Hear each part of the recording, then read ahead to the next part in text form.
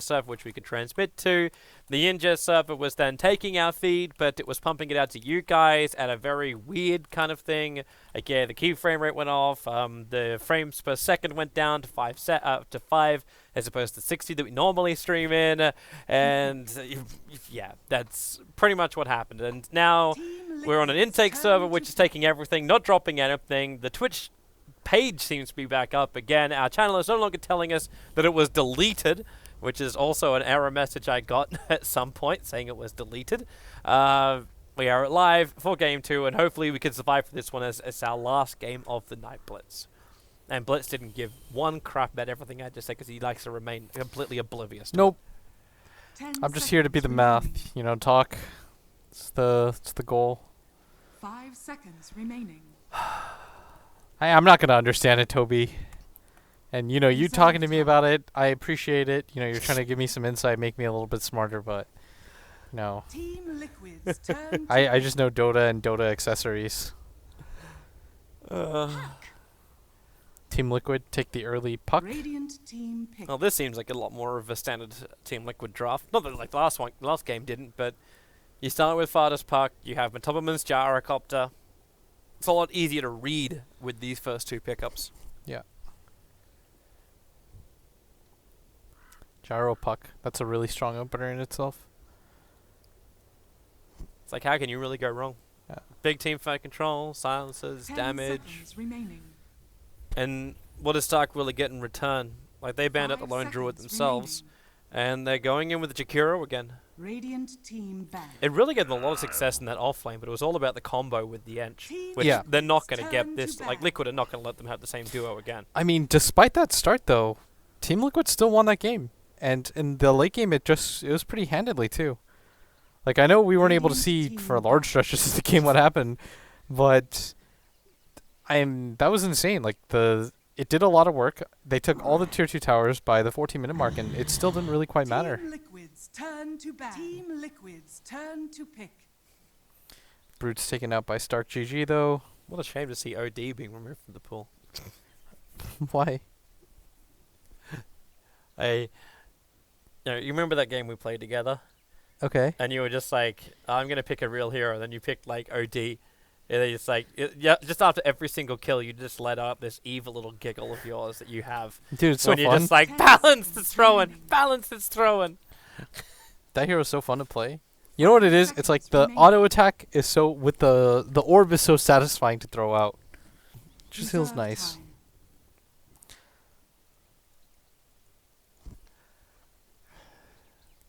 I always wonder, though, if he falls off a little bit. Just because you don't have, like, Radiant that, team pick. the push into a tower. If you run him as a, like, because if you don't run him as a number 1 position. I mean, his damage is incredibly high. Going for Roshan is easy. The int steal is pretty insane. I think it's a pretty well-balanced hero. Alright, so VS pickup by Liquid. Again, still nothing out of the ordinary.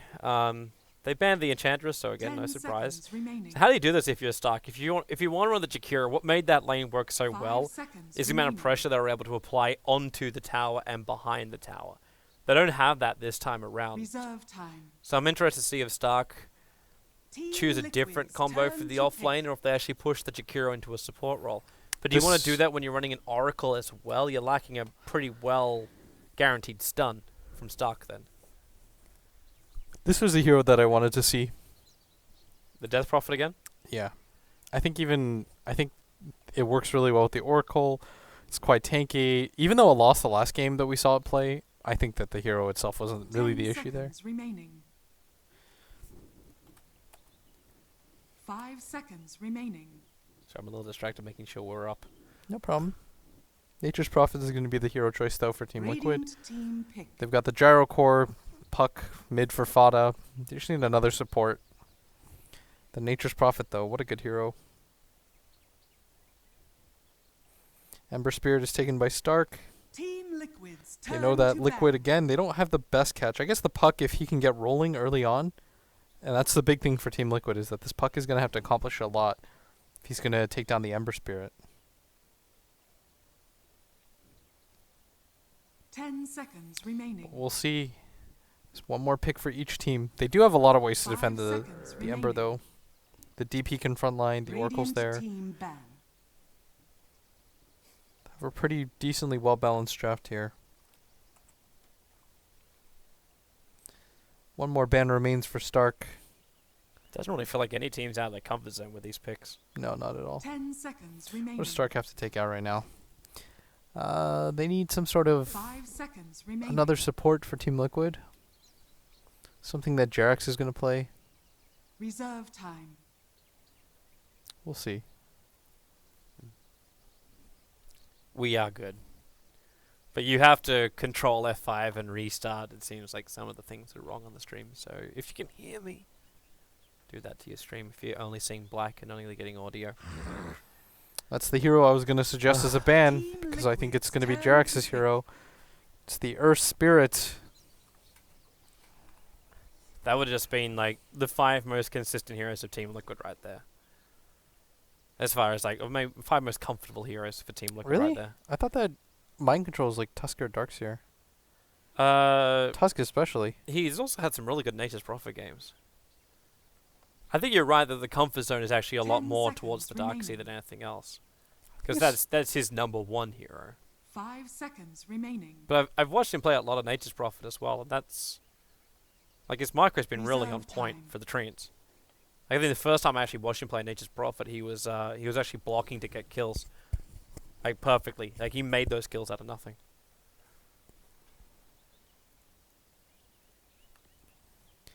One pick apiece from each team, as Liquid still needs another support.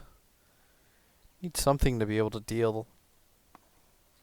The Earth Spear would have fit their lineup actually quite decently. Would have given them a more control factor in team fight.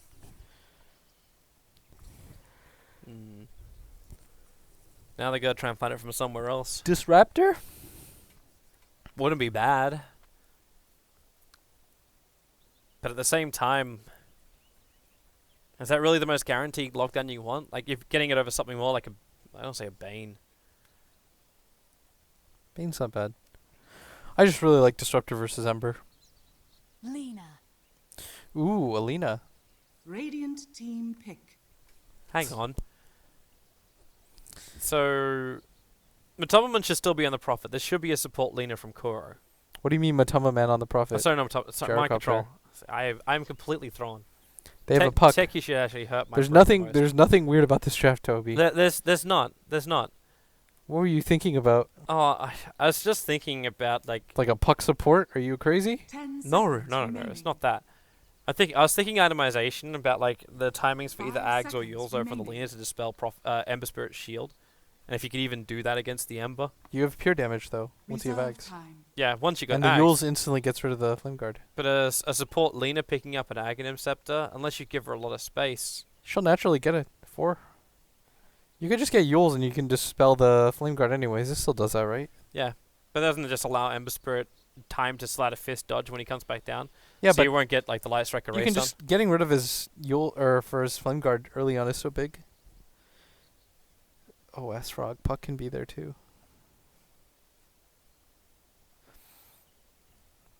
That's my favorite Twitch emote if you can't tell. I just think it's like the best thing ever. It's my favorite contribution from the Twitch community. What the OS Frog? Mm-hmm. When they removed that, like, I'm wondering what partner said, you know what, we're going to remove this because the marketing program is over now. Because that's what it was. It was a marketing stint. I don't even know what it was trying to market. I don't care. Neither do I. But All it came with OS Frog and OS Sloth. I don't even... OS Sloth is overrated, but OS Frog is definitely... That's top tier meme. It is. It just looks so funny. It's like like a tree frog sticking us. You need to have its opposite, though. I don't know if you know, but where I came from in Australia, most of the frogs were becoming extinct. Because they were being taken over by something called a cane toad. Okay. Which is basically a pile of boiling acid disguised as a toad. And they would come in and they would eat all the eggs of the of like all the green tree frogs and everything else that Man, was that's messed up. there. Yeah, it is. What made it worse is they'll start killing off all the animals as well. 30 Because when they seconds to died, battle. they basically had a toxic chemical on their back which caused full body paralysis. And of course the animals would come over and they'd eat these things. And It's the ultimate revenge. basically, yeah, you try and eat the half rotting corpse, and you'll end up dying out of because you just get totally paralyzed. It was actually quite brutal and a real problem. The battle begins. So yeah, I have a connection with frogs. You actually looked up the cane toad.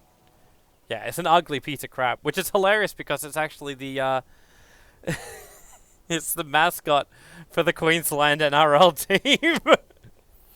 Nice. But at the same time, Sydney has issues with cockroaches, and cockroaches is their mascot for the New South Wales team. Ew. Yeah, I know. I hate cockroaches with a passion.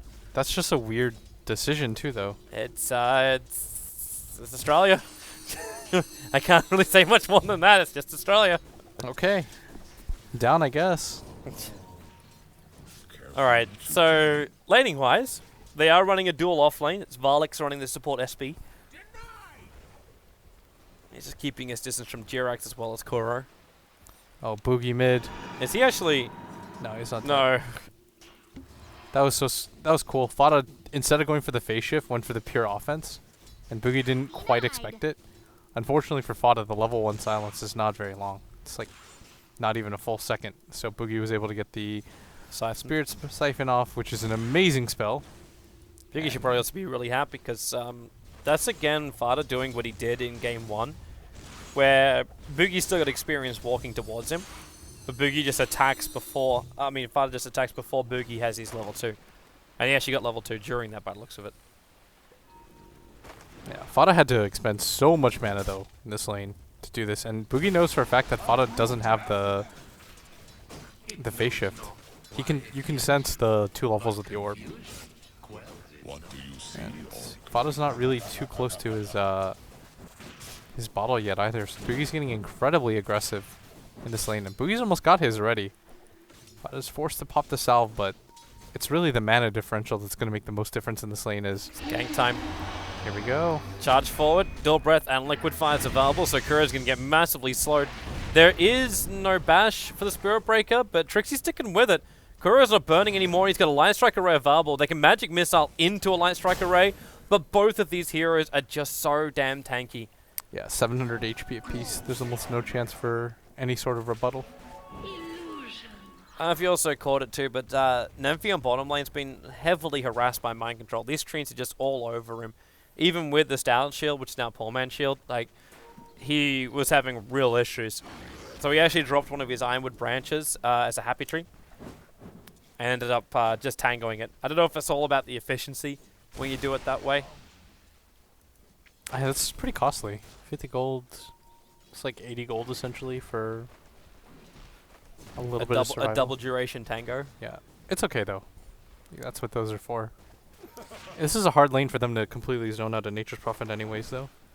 Just because the Oracle can't do the most against the Treants. That's the annoying part for him. And then on top of that, the Ember Spirit, until he gets a few levels, it's also difficult for him to really get in there. So Mind Control's having a pretty free lane right now. No.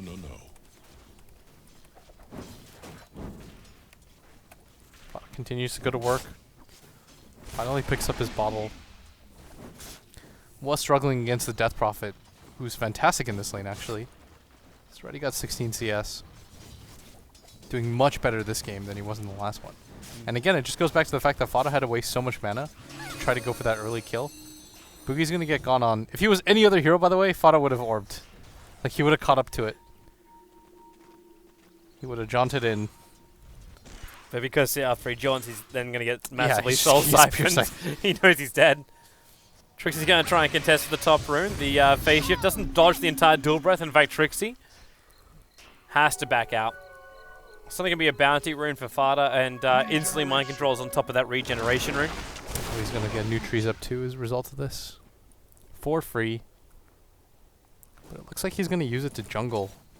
Surprising, because there's a wave and a half coming to bar. Okay, no, there's not. Yeah. Okay, see, it does the pull. So nothing's pressured. Guarantee yourself a little bit of farm. He's getting a lot out of the offlane anyways. But Tumblr's getting a lot on the safe lane still. Yeah. Jakiro's not nearly having as much of a good time as he did in the previous game. Yeah, so much pressure like to apply there. Like this top tower still's taken like 300 damage, but now you get a little bit more careful about Jakiro, like forcing the same thing when you also have a Nature's Prophet that could just TP in at a moment's notice and catch you out. And he doesn't have a tango on this Jakiro. He's going for what looks to just be Tranquils, and yeah, that's it. Ring's coming out, and Boogie's bottle is currently on that courier as well. The good note for Stark is that their mid hero is still doing quite well. And the puck only has 20 CS. Things are going relatively okay. So Boogie's faking a lot of the nukes here. Getting control of this lane here. And the puck's going to go for the nuke, but this is mainly just to trade out a little bit. And now he's got the Dream Coil. Kuro's even going to TP in for this. Oh, that timing though. OKC is there to help out. Oh, And the Boogie stun. just starts taking it away from Fada. He needs to jaunt himself away to safety. It won't happen in time. Boogie will survive. Oh, he doesn't get it! He barely misses. Varlix will charge himself forward. Kuro with a double stun will buy space for Jirex to help him out. But now it's 3 heroes surrounding the Vengeful Spirit. Mind Control is walking himself in to sprout up Trixie. So be able to get a revenge till Varlix. Even that 17% won't help him out here. There's no more stuns available for Jirex, and OKC starts to heal. So they do actually kill off the Death Prophet as well. They lost a lot out of that. First blood, most importantly. The puck didn't get any XP. But Mind Control got a lot more. He came in, got 1 kill, got 1 assist, now has level 6, so Wrath of Nature will be available next time. Yeah, this has been a really successful Nature's Prophet anyways. Like the Jakiro's only level 4, he rotated in for that. Doesn't get a whole lot. He's already up to 1200 gold himself. If he decides to go for the Midas, it'd be a pretty early one considering the circumstances of this game.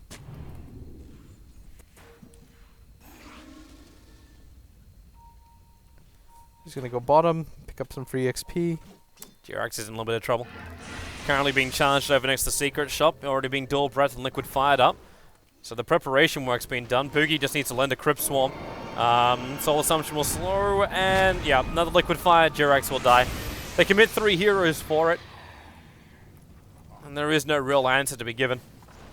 In fact, even Fada, the jump forward, silence is over on Nemphy. He still gets the Searing Chains off over on Fada, who's forced a Dream Call to stop this chase from happening, as now he face shifts again, but Varlix, the perfect charge Fada, he's surviving through this almost. The corner comes in from Matumba. Fada will pick up the double kill and escape on the back of a jaunt. He actually did it. The Ember and the SP going the way of the puck. How, Blitz? How did he do that? They committed so hard for him. His entire team was willing to back him up.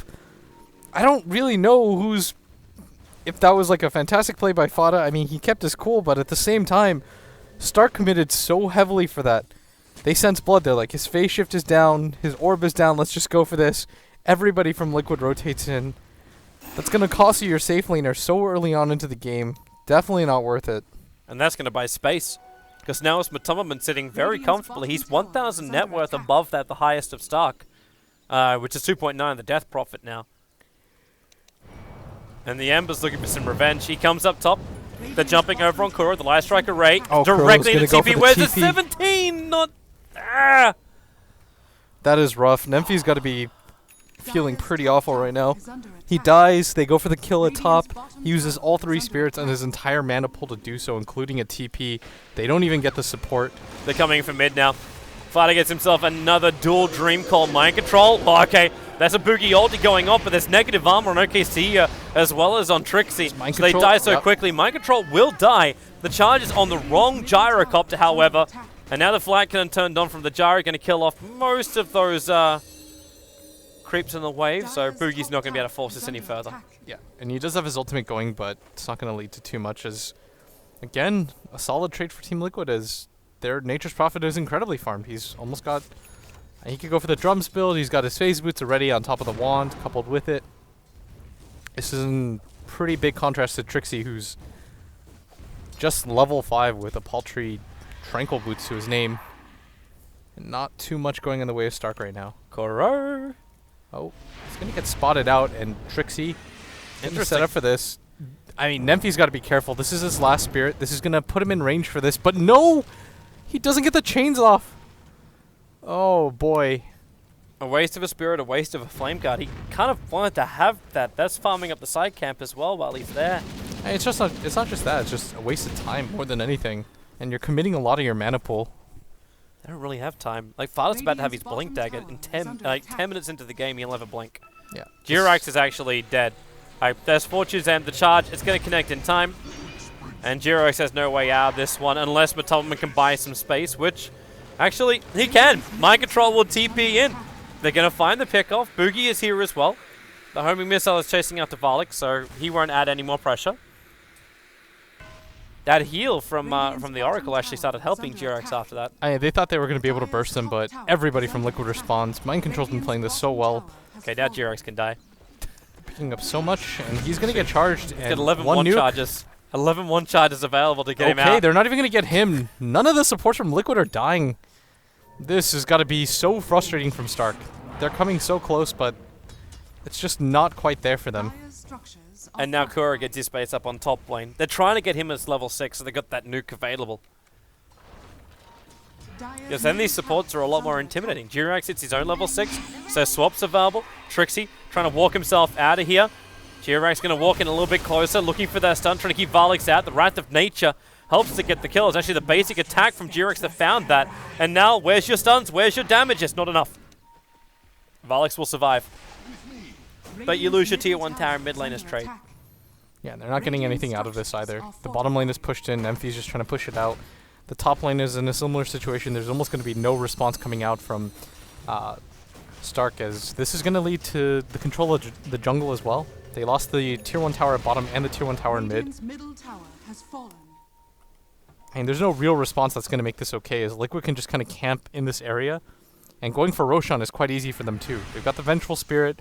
He's got the max Wave of Terror. They've got the Nature's Prophet Treants who can tank it up. There's a lot of different options for them that have been opened up because they've taken both of these tier 1s. At least Dark knows what they're getting into. Like, their Observer Warding positioning is still damn good. So they see everything happening deeper inside the jungle as well as the shallow parts. Matubum is just walking directly to Nemphy. He's being charged at the moment, so Nemphy wants him to feel like he's very, very safe here. There is 12 one charges on a Gyrocopter who now turns on the Flat Cannon. So that didn't last too long. They just charged him with such bravado. You thought, okay, yeah, they got enough to kill off Matumba. But they really didn't. Emphy right now just continues to farm up. He's desperately trying to get whatever he can, but he's been crippled pretty hard in this game. Even falling behind the Nature's Prophet and Net Worth. Looks like Kura wants to go for him too. They need Nature's Prophet to TP in here or something, because Kura can't do this by himself. But Nemphy feels like there's a lot more. Yeah, they're all going to appear out of this. Do they see that obs? Hey, there's 4 heroes up here, Toby. This is not a small commitment whatsoever. And with that obs up, they're going to spot all of them, and so Liquid are going to go for the split push. And they're going to do so quite successfully, as this bottom tower is already at half HP. No response coming in thus far from Stark. Here comes the charge. Matubman's only just crossed over the mid, but he was scouted out by the Dire Observer Ward, so Team Liquid know what they're getting into. And Matubman, Fada, what's he going to do? He silences over on the Spirit Breaker, so he doesn't have Nether Strike anyway. That cooldown's going to hit so hard. Varlix, he's staying alive, but only barely. Matubman's getting ripped apart by that Death Prophet ultimate. Not to mention the Soul Siphons. Still a 1-for-1 trade for Team Liquid, as they're not going to lose anybody else. Team Liquid did take the Courier out in the top lane in the meantime, so money-wise, I don't even know if it's actually that bad for Team Liquid. They got a lot of gold from the Gyrocopter spree, and they slowed down the momentum a little bit. Jirax at bottom, he is 100% dead. He is way by himself. I thought for a moment Fada was going to allow himself to be swapped. All right, that's a really good turnaround for Stark overall. Like, that's a pretty big net worth swing. Experience is still looking pretty bad, though, as Liquid is just getting more out of the map right now, Toby. Yeah, they really are. It looks like Kuro, he's got 2 Robe of the Magi's. No, is he really going to go for an Orchid build? That'd be so funny. I feel like it's a little bit weird. Well, what else would you do? Like, potentially you could convert your Arcane Boots into a lens on the Lina. And then build Treads and Veil, or I don't know. We got options. Yeah. Rope Shy is actually using so many different items. Actually, how many items is it in total? Okay, it's 6 different items you can actually build with the Rope Shy. Not too shabby of an item. More splitting around the map as Liquid just continues to get a lot of control in this Radiant. They just smoked underneath an observer ward. Yeah, and it is going to be the... It's the Veil. That's I forgot with the Veil, it's 2 robes now. Why? Oh, I'm it such is, a tard. isn't it? Yeah. Oh. I never built that item. My bad, guys. That should have been, like, stunningly clear. I haven't thought about that item, like, the new build in a while. Yeah. I forgot that the build-up was different. It's no longer the recipe. Well spotted, Blitz. Radiant's middle tower They're looping is up on under top lane attack. right now. Demphy. Oh, he misses. Yep, that was Syrian Chains as well, so he's Man. lost the control factor. Kuro's just unkillable. Fada blinks forward. Does he go for the Dream Coil to catch out Nemphy? Matumbaman's here. That's a traitor Radiant's catapult. top tower is under And attack. there. It's a deuce to the side of Dire by Matumbaman. Yeah. And Boogie's trapped. He can't TP for 5 seconds. And he's bought his Yule Scepter, but he just can't come back yet. Radiant's top tower is under attack. So they kind of have to give up their tier 1 tower. He TPs to the tier 2, but that top tower is gone. They can just stop the tier 2 tower from going down by having Death Prophet here. It's gonna be frustrating, however. Now you got your entire Yule Scepter, but you don't want to go back to base to pick it up. Fada. Radiant Sentry Ward doing its work. Puck though. 5-1 charges, jaunt away. You can potentially Dream Call the 2 of them, they've but got the him. 17% connects as well. So you kill off Fada, and the top lane is now going to stop Team Liquid. They're backing out. They're pinging for this mid tower now, too. They want to at least get something out of it. The Liquid Fire's doing its work, but a lot of TPs are going to come in from Liquid as they don't want to Nice ice give path. this up quite yet. Stops Mind Control, but Varlix, one more attack from Mind Control is going to do the work. He's got Sprout back off cooldown again in 2 seconds time, as if he can keep up with Trixie. Now it's OKC who could be isolated. They still just swap him into a Lacuna plate. Trixie's still being chased down with the rocket going on him. I think Kuro wants to go for this. That's enough time to get in range for a Light Strike array. Yeah, Trixie will be locked here. The Death Prophet ult is going to go to work. The stun with the Rocket Barrage. Yulset will buy him a little bit of time. They have extra damage. Nemphy dies in the sidelines to Mind Control. And Matumbaman can ramp up the Death Prophet. How did that happen? I don't know. Like, it seemed like they should take a lot more damage from the Exorcism, but it's still only what level? No, it's a level 2. I'm surprised that they were able to get Numphy. But I was focusing on the DP kill.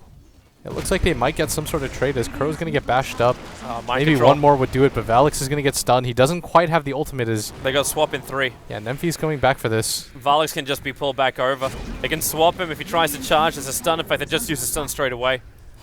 TP was coming in from Trixie, but he ends up cancelling it, realizing there's nothing he can do here. They are getting so many trades right now. Like, they're not even losing anything. You can't really even call it a trade because they're just getting map control left and right. They're picking off heroes for free. Stark isn't really getting anything out of it.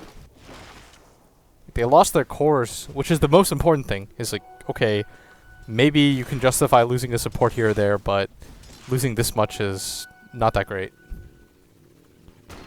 Now you're in a situation where, I don't even know, you kind of have to go later on into the game and hope that Nemphy can pick up his Battle Fury at some point. Well, not when this stuff happens. Blink, silence, Dream Call, he can't get away.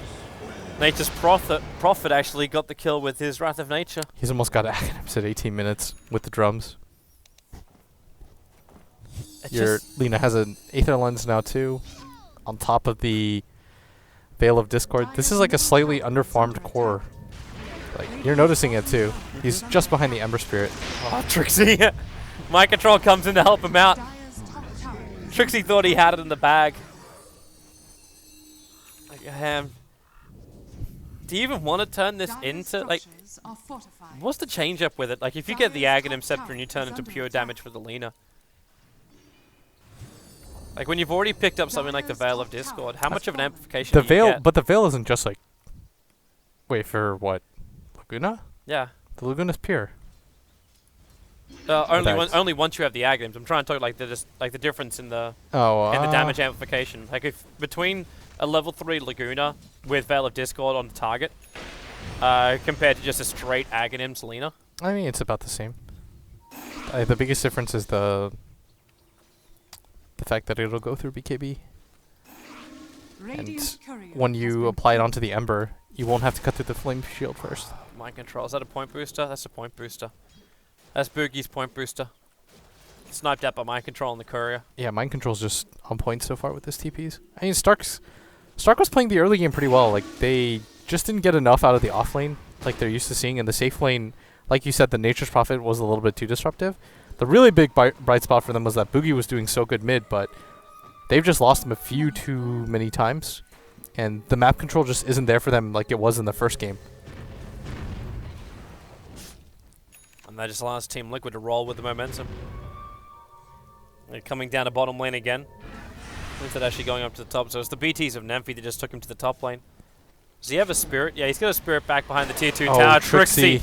Well, saved by OKC. If that call down from a top is going to make it difficult for anyone else to stand there. And Varlix, oh my! Radiant's bottom Kuro will take a double kill. Support Lena my ass. You said it No, yourself, he's- he's a semi-core. Yeah, he's like a slightly underfarmed mid Lina. It's more accurate. bottom tower has fallen. They're taking so much right now. They're going to continue to go on. The Puck still has everything available to him. Has the Dream Coil. They haven't even had to expend that quite yet. And Boogie, he's just going to nuke down, but doesn't want to get too close. There's no fortification either. They can't delay this at all. So it's a guaranteed Rax. TP's coming in from the Ember Spirit, so he's finally going to come back. Liquid already taking out the melee Rax. So they have to overstay the welcome. Cooldown's still on cooldown for another 3 seconds time. That Dream Call actually delaying the attack from Spirit Breaker, which will now allow Matopperman to fight straight back. The cooldown will go. Okay, see ya. He's going to pop in the middle of all this. That second rocket, it doesn't do the work to get the kill. It was just the rest of the work of the Boogie's gonna flag go down cannon. too. And I think this may even be just... It's the game. Yeah, It's the game. that was way too much pressure. When you lose a Rax and you lose 5 heroes on top of...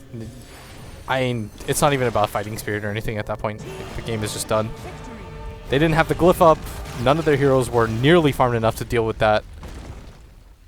Really well played by Liquid. That was a scary performance by them. That's... it's definitely been a topsy-turvy night as far as the games go. Sometimes it seemed just so close, and sometimes, like that one, they just seem so far away. But with that, Team Liquid, you're going to be really happy with the result. They now go 2-0 in this series, and that will allow them to still contest that number 1 position. They had a very rough start in the grid. I don't know if Dino is already on it or not. In fact, nope, this will be updated in just a moment. But with this, they hit 5 points, so they are now drawn with Hellraisers while playing 1 less game than them. But they are still going to be 1 point behind Team Empire. Advantage for Liquid is they've still got themselves another 2 series to play. They'll be playing that in the near days. In fact, let me just check my schedule over on the side screen. So tomorrow night we have Rocks versus Empire. It actually looks like Team Liquid will be playing their games over the course of the next 4 days. They got up their first game up against Rocks, and then they'll have their last series up against Power Rangers. But tomorrow night, Team Empire will be playing up against Rocks Kiss, and Blitz will be back for that one. Blitz 2 days in a row. Woot woot. Unbelievable. I'm doing it. But you'll have the Kappa with you. Kappa will be casting with you. So that's tomorrow night's games. Hope you enjoyed tonight, guys. Hopefully Twitch will also be a little bit more stable tomorrow night, and we'll see you next time on the stream.